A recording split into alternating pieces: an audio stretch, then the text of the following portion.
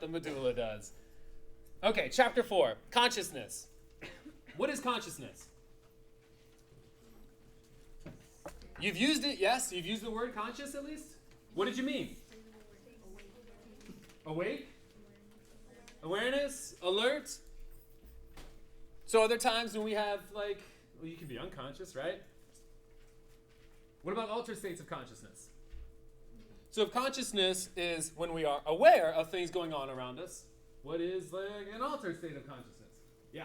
Aware of things that we can't really see, just someone drugs shrooms, something like that. Yes. Shrooms will put you in an altered consciousness state. Yes? That person's face is not really melting off. That McDonald's sign is not bending down. Okay? What else? Yes. Sometimes when you get injured, you don't always remember, you're not always oriented to person, place, and time and stuff like that. Okay. All right. Can't really remember the injury after you've had it? Okay. Good. Yeah. Wouldn't it just be awareness and just experiencing? For what? The self. As what? Are you referring to consciousness or are you referring to an altered state of consciousness? Just consciousness, I guess, just being aware that you exist. Okay, all right. That I'm an independent entity? I guess. Okay. Maz? Astral projection. As consciousness or an altered state of consciousness? Altered state. What? Altered state. Okay, altered state of consciousness? All right, good. All right, so chapter 4, right? We're going to talk about consciousness. This is kind of one of those topics in psychology that we use these words a lot, as if we really know what we're talking about. When we're asked to define them, they can become a little slippery for us, right? We're not really sure how to define these things. Okay, so in this chapter, what we're going to do is we're going to talk about consciousness, exactly what we mean by it, and sort of the different levels of consciousness that one might experience. We'll talk about why do people need sleep, and we'll look at how sleep works. We'll look at what are the different stages of sleep we experience and how we cycle in and out of those different stages as the night progresses, or day, I suppose, when you sleep, including dreaming and why dreaming might be important for people. We'll look at how sleep disorders interfere with normal sleep. That is really weird. Something's missing there. Okay, so we'll look at hypnosis. What is hypnosis and how does it affect our consciousness? What's hypnosis?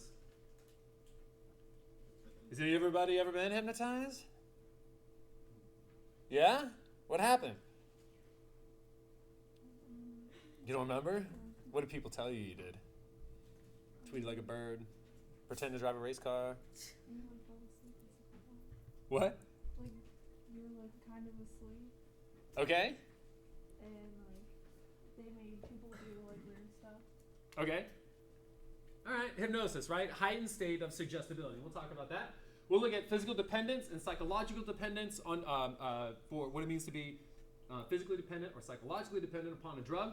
We'll look at how stimulants and depressants differ and how they both impact our consciousness and the dangers associated with them, particularly if you take them in combination with alcohol. And we'll look at some of the effects and dangers of using hallucinogens, the mushrooms, including marijuana. Marijuana as a hallucinogen. A lot of people don't think that marijuana is a hallucinogen. In what ways might it be a hallucinogen?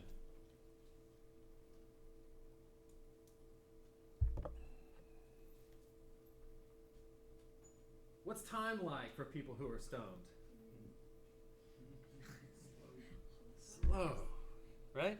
All right, perceptions are distorted in some ways. We'll look at the workings of consciousness and how it is that consciousness can be related to visitations we've received from the supernatural world.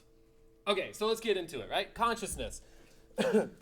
With consciousness, we're talking about our awareness of everything that's going on around us. What's going on around us at any given moment, and we use it to organize our behaviors. So everything is clear to us. We're having clear thoughts. We are clear on the sensations that we are experiencing. We have a clear understanding of our feelings. For many of us, we live in a state of sort of waking consciousness, right? Where we have thoughts, feelings, sensations that are clearly organized. We understand them. We feel alert. We're processing information around us. Consciousness separates humans from a lot of other animals. Right? drugs are clearly associated with our consciousness, both prescription drugs and drugs that are illicit drugs, drugs that people have a tendency to abuse. We spend most of our time here in sort of waking consciousness. There are times we experience these altered states of consciousness. Something different is happening to us, right? Things are sort of not clear with us. So in an altered state of consciousness, we have this shift. There's a shift in the quality of our mental activity or the patterns of our mental activity. And this comparison is made to sort of waking consciousness, okay? Because sleep is a primary altered state that many of us experience, right? We all experience. So here, when we have this altered state, our thoughts can become fuzzy, disorganized. We have crazy dreams. It can also mean, the altered state can also mean increased alertness, right? So college students reporting a lot of use with stimulants recently. This increase in stimulant use among college students. Why? Can't focus anymore. Perhaps I have a long study session. I'm using stimulants to stay awake.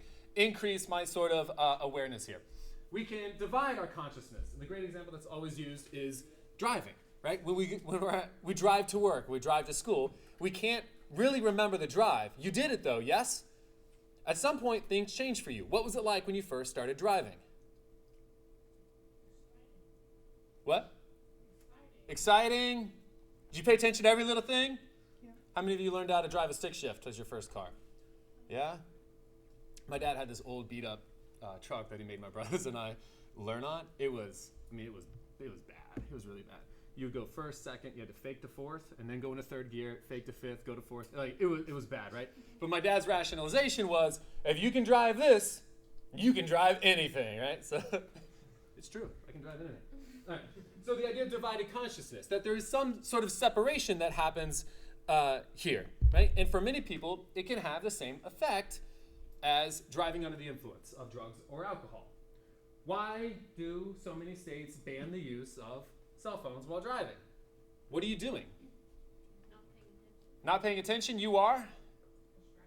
Distracted. You are? Dividing your consciousness, right? People who use a cell phone, even a hands-free device on a cell phone, so you're using your Bluetooth, a lot of research shows that they are as good of drivers as people who are intoxicated. Right? And then texting's even worse, right? Because you're taking your eyes completely off the road to send that particular text message. Okay. All of that related to this sort of dividing consciousness. Your mental activity, your quality of awareness of what is going on around you has shifted. In those examples, it's shifted for the worst, right? You are making decisions not of clear mind and not a good, clear alert state. And it can cost you your life or you can end somebody else's. All right, so the most common state of altered consciousness that we all experience is sleep, right? You can fight it, but eventually it will take over, right? What's the longest you've gone without sleeping? 2.5 days? 1 night, that's it? Just give it to me after. You know what, I'll come over and grab it, because we'll forget and I won't have it. I've only done like 2 hours in my entire life. All right, so what else? What's the longest? I have what? What'd you say? 2.5 days? Anybody gone longer? Part of military training my dad went was like a simulated prisoner of war experience, and they kept him up for like 72 hours or something, right?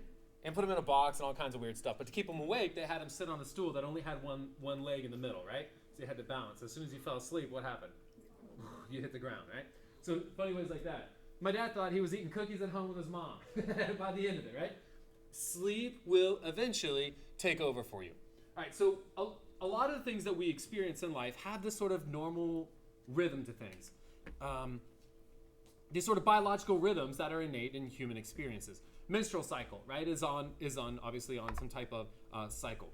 Our heart rate is on some type of cycle. Our blood pressure and body temperature rise and fall on a schedule. The production of certain body chemicals rise and fall on a certain schedule. Same with our sleep patterns, right? This circadian rhythm, right? This cycle of bodily events that occur in us over about a 24-hour period. And we see that it takes about a day, right? Circadian rhythm, about a day for these things. But people who have been isolated, sort of no contact, no sun exposure, they look at what happens to their circadian rhythm, this 24-hour cycle that our body has. Most people, when they've been isolated, right, so you get to live in like the basement of a psychological lab for 2-3 weeks, you get paid to do it. What happens is people's bodies fall back on a 25-hour cycle. It's no longer 24, it's 25. Why would that happen? Why would we see the human body kind of resort back to this 25-hour cycle? Yeah? You can't like see the sun or like understand the days. Okay, that's true, right? That's why we see it. But why would we go to 25? Why doesn't it stay at 24?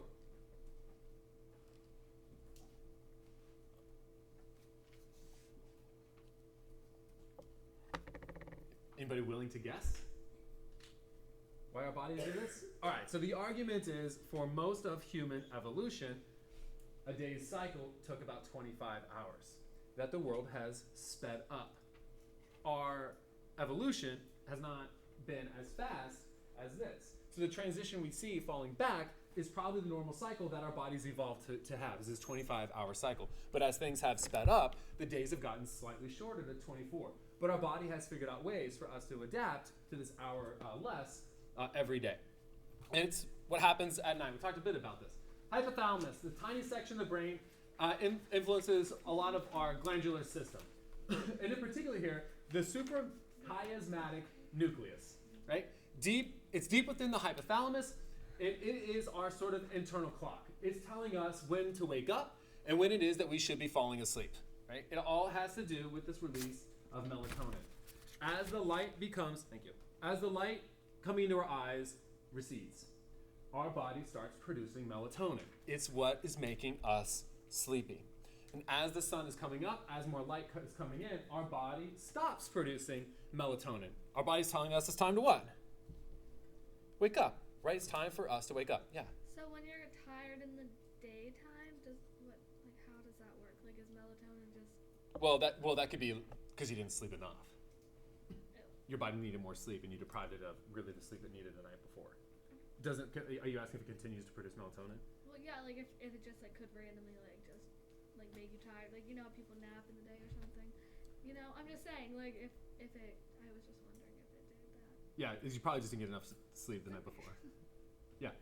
Why is it like if you take melatonin more than like 2 or 3 times in a row, it just stops working? I've never heard that. Every time like when I was working nights, like if I would take 2 or 3 melatonin, like after a while I couldn't sleep the next day. Like I had to go off of it for a certain amount of time or it would stop working. Are you on a swing shift? I was working like 6 to 6 graveyards. 6 at night to 6 in the morning, consistently. Okay, so what's happening here is your body might be fighting a bit with what is going on, right? Your body naturally wants to start producing it when you are not wanting it to, right? And it's not going to produce it when you want it to. When you get home at 6 in the morning, it's daylight out, so you're taking melatonin for that reason, right? Okay, I've never heard that it doesn't become effective. Could be kind of psychological. Good question. All right, so melatonin, right? When it's increased in production, it's going to make us feel sleepy. Decrease in production, it starts to wake us up. Which is why if you are traveling internationally, people will encourage you to take melatonin. When I went to India, I took a lot of melatonin to kind of stay on, to easily adjust to time period. It's like 10.5-hour difference there, right? So what happens to us if we can't fall asleep? What's your next day like? Tired, trouble concentrating. Okay, so your body will force you to sleep, okay? Doing these studies with rats on a treadmill. All right, so check this out. They have these rats on a treadmill, and what they're doing is they're gonna make these rats stay up. So the treadmill's suspended above some water, okay? So the rat has to keep moving. If the rat stops moving, it slides into the water. You with me? So they've got these rats on these treadmills, and they have to go. If they stop going, they're going to fall in the water. So they keep going and going and going and going. It's going to keep them from being able to sleep. But what they will do is slip into these little micro sleeps. Okay? They will sleep for a second or a second or two, catch themselves, and get right back on the treadmill. Their body will start doing this periodically. Right? These little brief side steps into sleep that last a very few seconds. your body keeps you doing that. Okay, so we see with rats on these treadmills, right? Why would this be such bad news for people? Yeah. Like if you were driving. Yeah. Right? Okay, so you're going to drive cross country and do it straight, right? You're tired at night. If you fall into a micro sleep, it could cost you your life, right? Or somebody else their life. That brief sidestep into a sleep could be detrimental for you. So your body will force you to sleep. Okay, so sleep deprivation, right? Any sort of loss we experience in sleep results in a wide range of problems. Concentration issues, irritability. People report feeling very emotional, very moody. Interesting, if we look at simple tasks versus complex tasks. Simple tasks become very difficult for us during sleep deprivation. Complex tasks aren't as heavily impacted here. Complex tasks we know are going to require what? More attention, more concentration. We're going to have to really pay attention to what is going on here. These simple tasks are fairly easy. So, simple tasks become heavily impacted. So like loading a DVD player when people have been deprived becomes incredibly difficult for them. This simple task that they're not really paying that much attention to. Sleep seems to be incredibly important for formation of memories. Right? There's physical changes in the brain that occur when we form memories. And these changes are strengthened as we sleep. This is incredibly important for children. Right? Children spend a large amount of time sleeping, and it's really important for them. And what's going on here is sleep seems to enhance the synaptic connections that exist between neurons. And this leads to our brains being able to have this increased plasticity associated with it. So sleep becomes really important. It's important for everybody. It's really important for kids. The other thing that they've noticed with kids when they're deprived of sleep is that their growth can be impacted by it. So a kid who lives in a turbulent household, who doesn't get a lot of sleep, is constantly up throughout the night, their development becomes impacted by their lack of sleep. So does that mean people who sleep more have better memory? No, there's some, yes, in childhood. But in adulthood, not necessarily, because we do see a lot of differences between people in sort of the sleep that is needed. I don't need nearly as much sleep as my wife does. She sleeps a lot more than me, and I don't nap. She naps all the time. If I nap, I feel terrible afterwards, so I just power through. But, people are just different. But most adults need about 7 to 9 hours a night. Okay. So what you've been led to believe that as soon as you finish school, you'll be able to get a lot more sleep at night, things are going to be great. It's all downhill from here. The best sleep you've ever had, you've probably already had it. Consecutively or consistently, right? It's going to be more problematic as we get older. So we spend a lot more time awake as we get older. Right? So the average number of hours that we sleep every night becomes shorter and shorter and shorter. And it's around 6 as people get older, about 6 hours a night, right? For what most people have.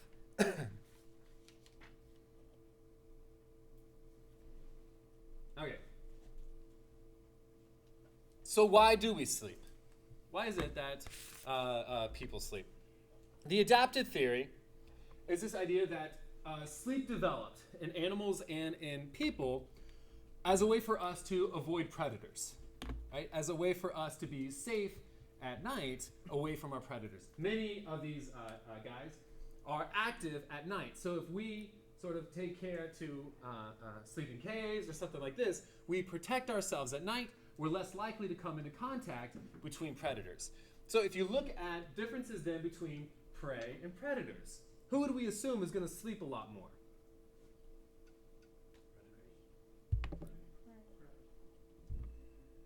Who should always be sort of quick in their sleep? Prey. Who has no problem sleeping as long as they want? The lion, right? The predator. The lion sleeps on average about 15 hours a day. Gazelles, 4 hours a day. Right? Who's the prey? The gazelle. They can't spend too much time, put themselves in harm's way.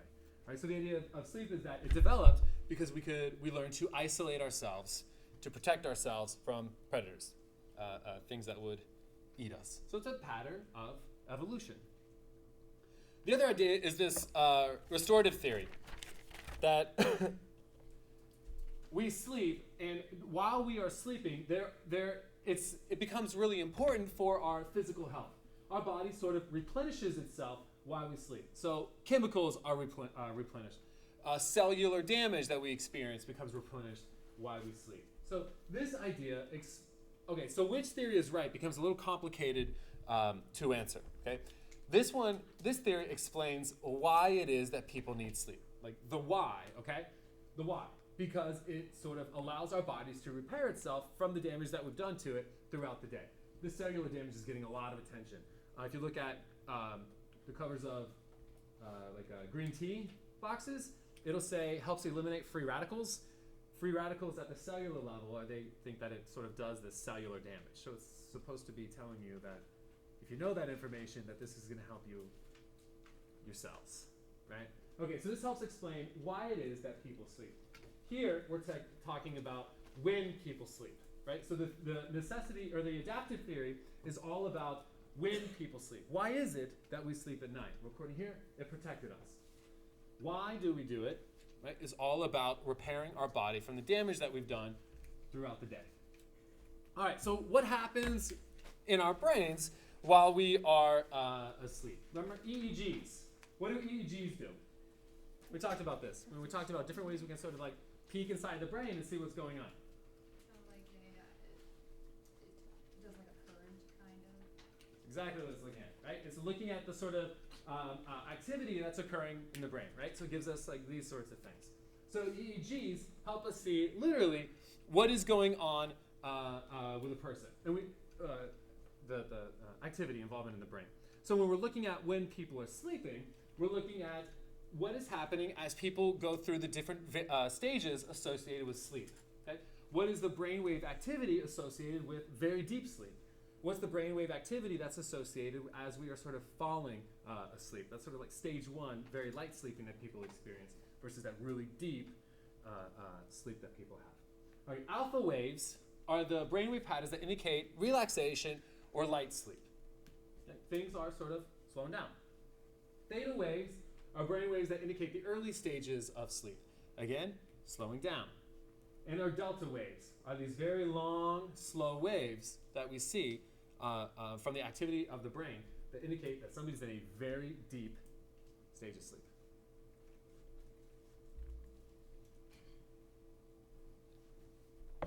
Okay, so different brainwave patterns that you would see. This is awake, beta waves when someone is awake activity, awake and relaxed, alpha wave activity here.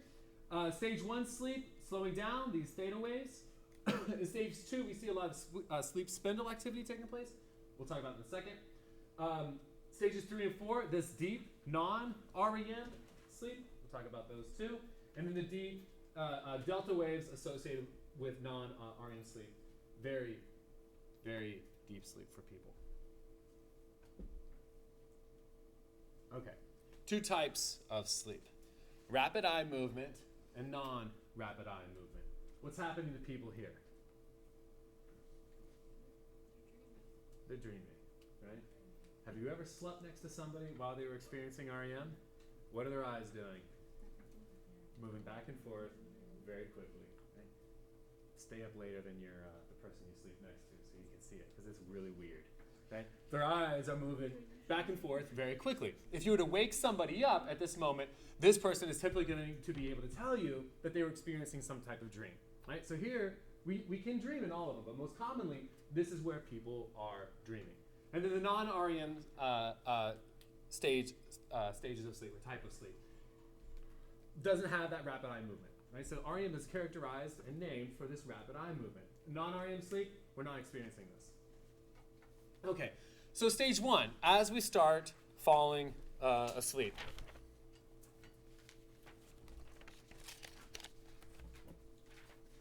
Let me go back real fast to REM sleep. With REM sleep, this is where a lot of that, they believe memory formation takes place, which is why infants, about 50% of the time that they're asleep, they spend in REM sleep. So really important for kids here. And again, it's that concern of when kids aren't sleeping enough, all of this could impact sort of the development that we see in kids. So stage 1. What happens is that people might start to experience a couple things. Light stages of sleep. Okay? Our mind starts to do some funny things. Hypnagogic images. Typically, people in this stage may start reporting things like hallucinations or this vivid visual experience, a visit from a ghostly type of being. Right? A lot of the sort of supernatural visitations that people report experiencing in the night, people believe happen right here. Right? As our mind is starting to drift to sleep, it starts having a little bit of hallucinations a little bit for what it is that we are experiencing. The other thing that can happen here, typically in stage 1, is the hypnic jerk, where all of a sudden the knees, the legs, or the whole body starts to jerk. You're laughing because you've experienced it, right? Many of you may have had that experience of falling too. That's not uncommon too in this stage of sleep. What? You grab the bed real fast, you're like, oh my God. You have that sort of intense feeling of falling. People think that that may be an evolutionary thing that we have too from when we used to sleep in trees. Or if you accidentally punch somebody. Just like, wham. That sort of thing. Okay, that typically happens in stage 1, the stage 1 of sleep. These sort of light sleep that we're experiencing as we fall to sleep. In stage 2, we start seeing what are called these sleep spindles. So in stage 2, a few things happen. Our heart rate starts to slow down. Breathing becomes a lot shallower for people and irregular. So they're not necessarily breathing in a steady pattern. Okay, so our heart rate slows down and breathing becomes shallow but a little irregular. For the sleep spindles, so we go back to that EEG. Where is it? You see these sort of spikes that are happening in activity in the brain, right? What's going on with these sleep spindles is that we see this brief burst of activity that doesn't last very long. It's only for a second or two, but it does happen in stage 2 for whatever reason here, right? We see different levels of activity from the brain, quick spikes. And in stage 3 and 4, delta waves, those very slow waves, become pronounced. Here we see the deepest stages of sleep. Right? So 50% or more of the waves here are going to be delta waves. Those very slow patterns in activity. The body here is at its lowest level of functioning. People are in a very, very deep sleep here. Again, time at which a lot of growth probably occurs for kids. So again, disruptive sleep for kids becomes problematic. They can suffer delays in growth when they're deprived of different stages of sleep. Yeah. So do people with sleep apnea, do they hit stages? So if you look at how things unfold over the course of the night, right? Going through different stages of sleep throughout the night.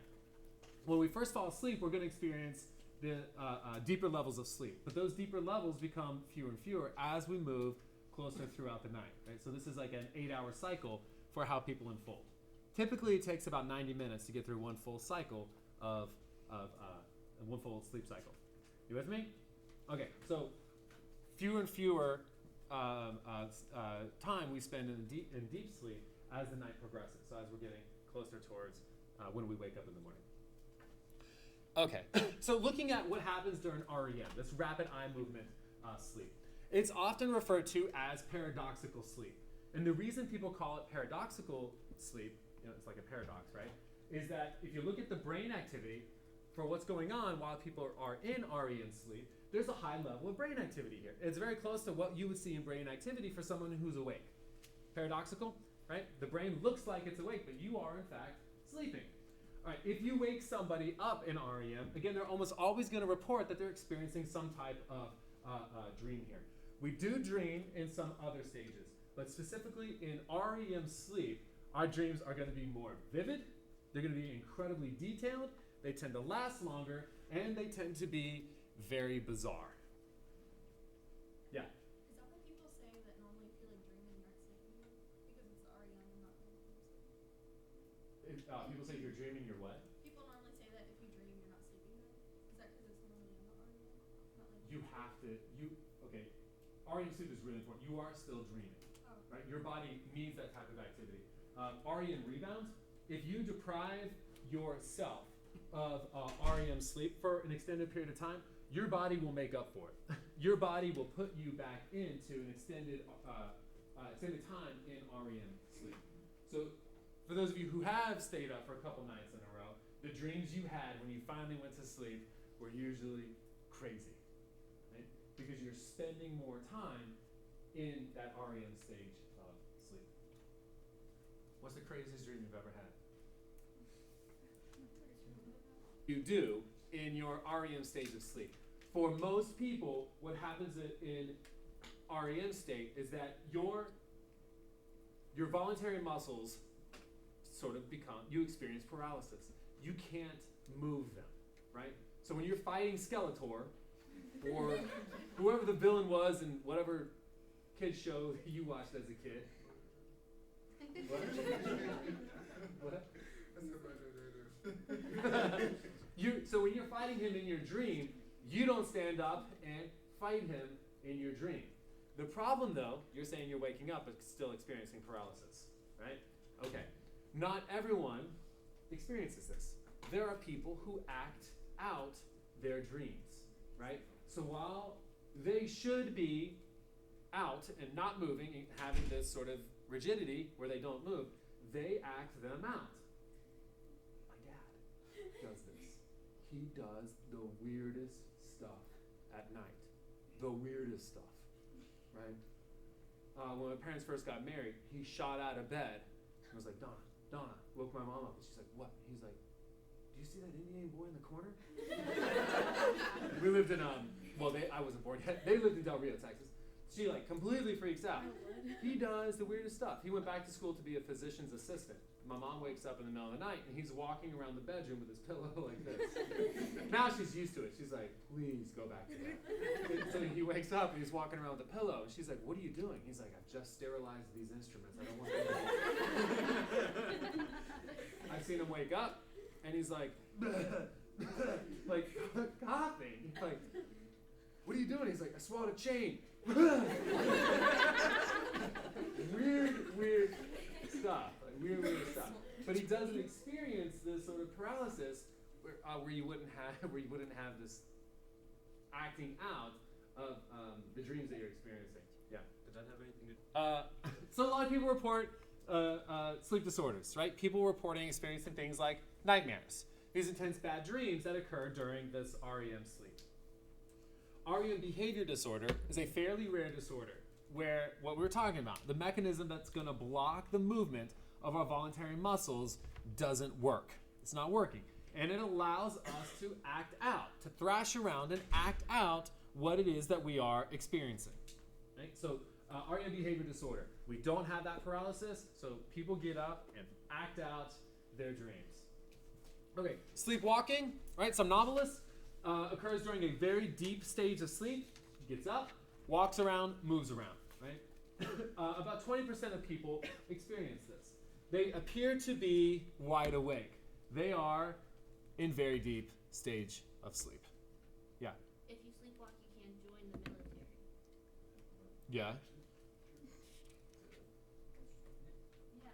It's crazy. During And if basic, you do sleepwalk, you should lie about it if you want to join. And that's what your recruiter will tell you. So in the Vietnam War, when they were drafting people, all people had to do was be like, I would love to, but unfortunately, I'm a sleepwalker.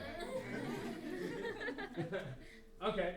Sleepwalking is more common in children than it is in adults, but I'll show you a couple of videos of adults who are sleepwalking. Sound asleep, but they're doing things like making a sandwich.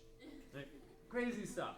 But it's more common in kids. My dad was in the military. We lived in base housing a lot. Base housing, all kind. They're still in a very deep stage of sleep. Right? When somebody wakes up, they're not going to recall what happened. Right? So you're sitting at the kitchen table and waking up. People aren't going to recall doing that. Right? This all happens in very deep stage of sleep. Night terrors, people that report night terrors. Again, this is something that's very rare. But the person experiences extreme fear in the middle of the night. They may scream, they may get up and run around. Again, all while in a very deep stage of sleep. So it's like they're experiencing this panic, right? While simultaneously being in a very deep sleep. They may feel like they are unable to breathe, right? So part of that is, in these very deep stages of sleep, it's very shallow breathing. And if you get up and you're moving around, your body wants to quicken its respiration, right? It's breathing. And you have that experience of being unable to breathe. Yeah. So they're still asleep when they scream and get up and run around. Oh, yeah. Let me show you this quick video of people experiencing night terrors. Join Miles. Fantastic! Loretta and Roger. On a superstellar supervolcanic adventure on the planet Mars. Hold on, I don't see it here. Here we come! Miles from Tomorrowland Space Mission Mars. Saturday, September 19th, 8:30 a.m., 7:30. That's crazy. All right, this is the one I was going to show you. Oh, this is all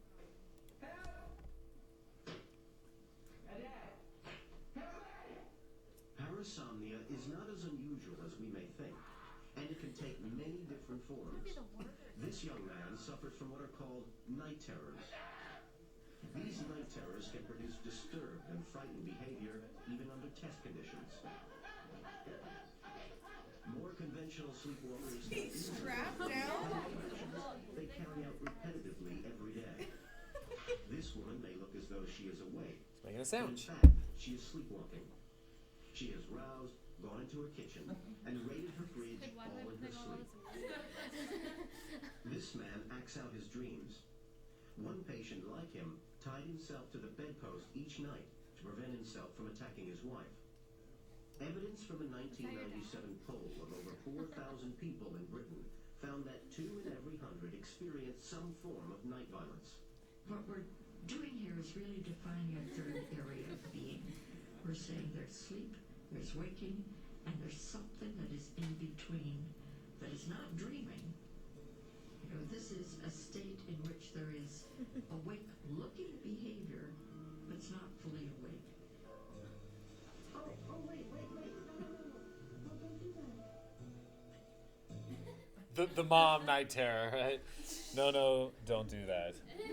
All right, so they appear to be completely asleep, but sleepwalkers are walking around. These night terrors, an intense feeling of panic while in a very deep stage of sleep. There's a couple. I was going to show you this clip of the Scott Falater case, but we're not going to do it now. Where he tried to use sleepwalking as a crime for murder. Scott Falater is holding his wife's head underwater in the swimming pool in the backyard. And his neighbor sees through the fence what is going on, and he calls 911. Well, he kills her. And he claims he did it all because of, he wasn't awake when he did it. He did it in his sleep. The problem was he did a lot of things to cover up his crime. So they had sleep experts come in. They're like, well, technically, yes, you could engage in behaviors that you're not aware of while you're asleep. He was found guilty. He went to prison. Or is in prison.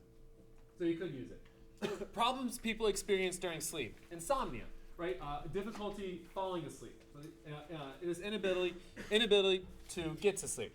Or inability to stay asleep. So once they are asleep, they don't stay asleep for very long. Or they're just simply not getting good quality of sleep. There can be psychological causes as well as physiological causes.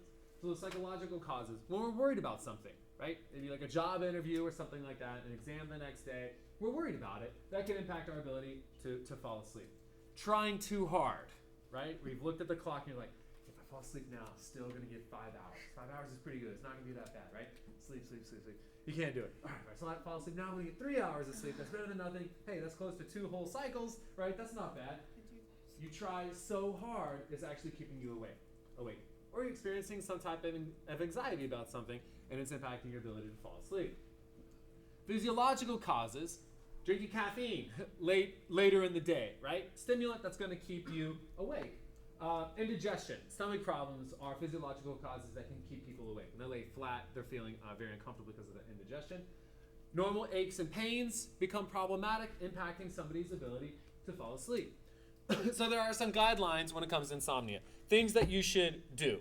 One is go to bed only when you are feeling sleepy, right? So don't just go hang out in your bed, right? Use your bed as a time and place just to sleep. So recommendation 2 is don't do anything in bed but sleep. All you're supposed to do, right? So you sort of train your body that when I get in my bed, I'm going to sleep. Don't try too hard to fall asleep. Keep a regular schedule. A lot of problems that people have is like during the work week, they'll deprive themselves of sleep. So they're sleep deprived during the work week. But comes Friday and Saturday night, what am I going to do? not sleep because I'm going to stay up all night and party with my friends, right? Or we knock our routine off. If I'm going to bed at 10:30, 11 o'clock during the weeknights, but I stay up till 3 or 4 in the morning on the weekends, it's not good for your body, right? It's good for your body to have that sort of regular cycle that you use to fall asleep. Don't use sleeping pills. Don't take alcohol or drugs to help fall asleep. For a lot of sleeping pills, alcohol, and drugs, what they will do is that you don't experience REM, right? Or these light stages of sleep. So again, all of that is going to impact your quality of sleep. And sleep apnea, as we were talking about earlier, sleep apnea is a disorder where a person stops breathing during the night. From nearly half a minute to more, up to a minute for some people. They literally stop breathing in the middle of the night. So what they'll do is this continuous positive airway pressure device. They're wearing a mask-looking thing at night that's keeping their airway open. Yeah? My mom has sleep apnea. Whenever she got her test done, she stopped breathing 56 times every hour. 56 times every hour. Yeah, and there's only 60. That's a lot, right? So, not surprising, she probably did not feel very well in the mornings, right? An incredible lack So of she has sleep. that like elephant trunk thing. Yeah, that's the machine, right? And it's noisy too. And you can tell when they stop breathing because it makes a funny sound. The machine does. Yeah.